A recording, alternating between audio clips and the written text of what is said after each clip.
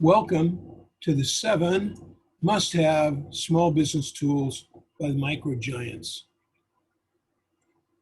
My name is Ron Burgess. I'm the founder of MicroGiants, a nonprofit small business mentor and advocate. We focus on work with students who want to start a business and those who are newly in business. I've been a full-time consultant for 3 decades. I've helped clients grow and several to become multimillionaires.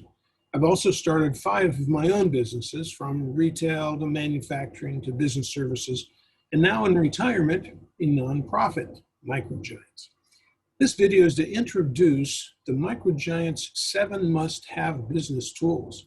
This is a series of how-to videos that will help you have the tools to keep you in business and increase your growth. These are tools that we have discovered you must have in order to be successful. So let's take a look at what those are. First, cash flow. This is the most critical tool that you need. Knowing how much money you have, how much you're going to spend, when you're going to spend it, how much is in the bank, and what your new obligation is going to be is the toughest thing to do, the most important thing to do, and it's actually not that easy to accomplish once you have a format to do it. Unfortunately, it's also something that most CPAs don't do or won't do for you because it involves forecasting, and they're typically like to look at what happened in the past, not what's going to happen in the future. This is a very important top business tool for all small businesses, especially the ones starting out. Number 2, market acceptance. This is really the test as to whether or not you're going to make it longer term, say 2 or 3 years. And that is that somebody's got to buy what you're selling. So you have to have a product and or service that is acceptable to your market niche. That's got to be priced well. It has to have a good, the proper quality, pricing. In other words, it's got to be a good overall value for your marketplace. We offer 3 tools. Positioning and emplacement is one of these. This is an unusual look at how to develop a business and to cross-check to make sure that you are positioned well in your niche market. It's not a common thing that is taught. Positioning and emplacement within the market.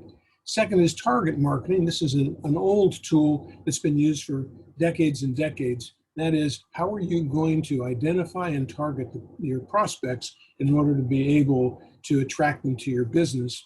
And then, of course, customers.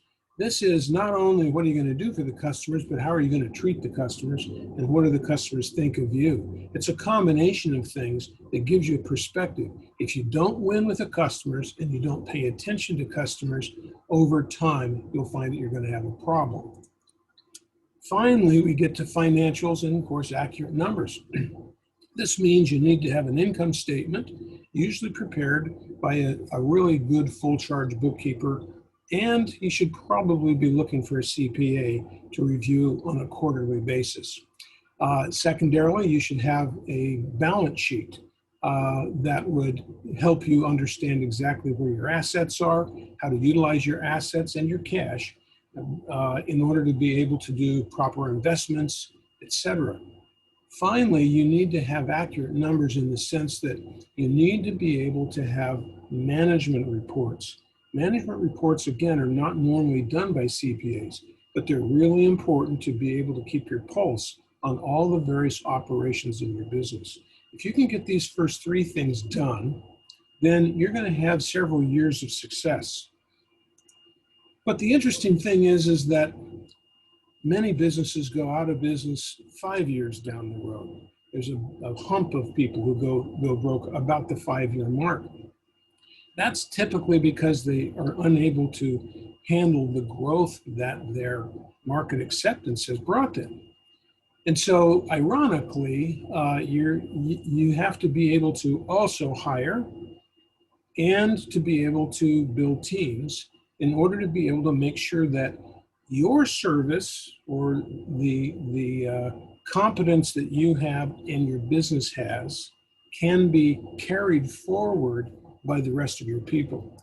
Now, this seems like not a big deal, but I can assure you this is a very big deal. Making a mistake in who you hire can cost you tens of thousands of dollars, not to mention the opportunity loss for somebody who would have fit that job better.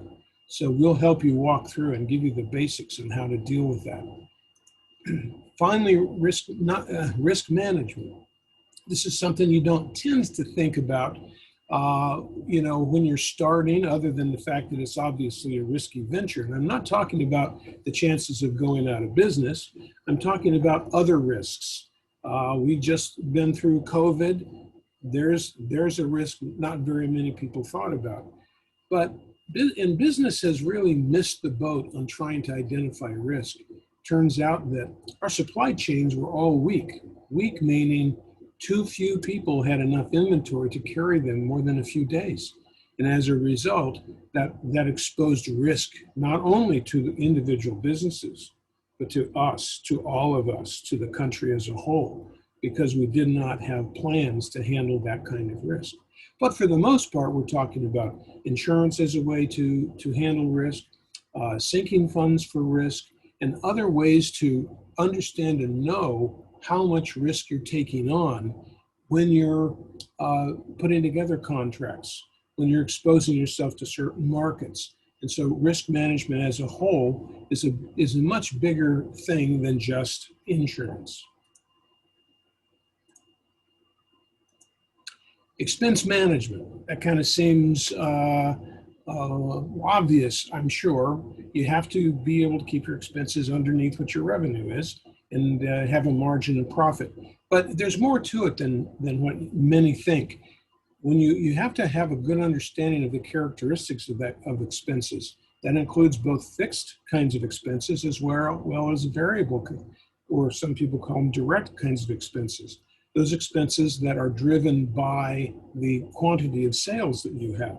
And so what we do is we help you understand those expenses, and we show you a break-even tool which helps you determine if you should be making more investment, when you'll make money, and how much money you'll make based on certain strategies that you might have.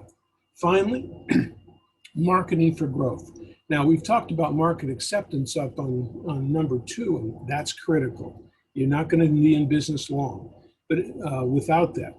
But you're not going to be in business in the long run, say over 5 years, unless you have a really good plan to build a real marketing plan.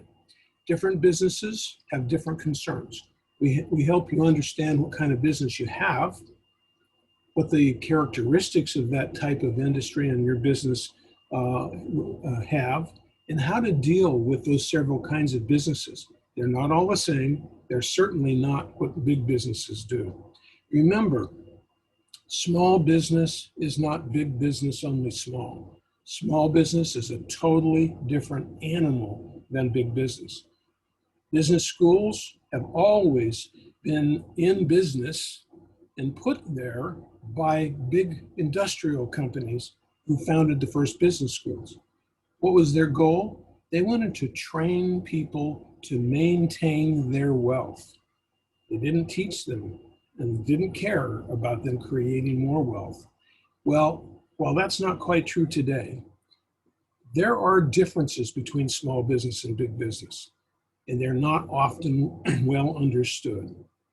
And at MicroGiants, we've been doing this for 4 decades. And as a result, we have a good sense for what works and what doesn't. We've worked with hundreds of people, and we're currently still working with people in business who are interested in understanding and utilizing these tools. So you can see the whole tool series on our MicroGiants YouTube channel under playlists. And we hope that you take advantage of those. These are things that we used to get paid big bucks for and are available to you on video for free. If you'd like to search the YouTube channel, you can go to YouTube and type in MicroGiants Mentoring. If you don't put the mentoring in, you won't quite find the right group. because there are other MicroGiants out there. If you'd like to look at our website and really learn and understand more about us, go to microgiants.biz. And remember, if you go to the YouTube, be sure to subscribe. And as they all say on YouTube nowadays, and click the little bell that will give you notifications. So this is Ron Burgess from MicroGiants. Hope you enjoy the series.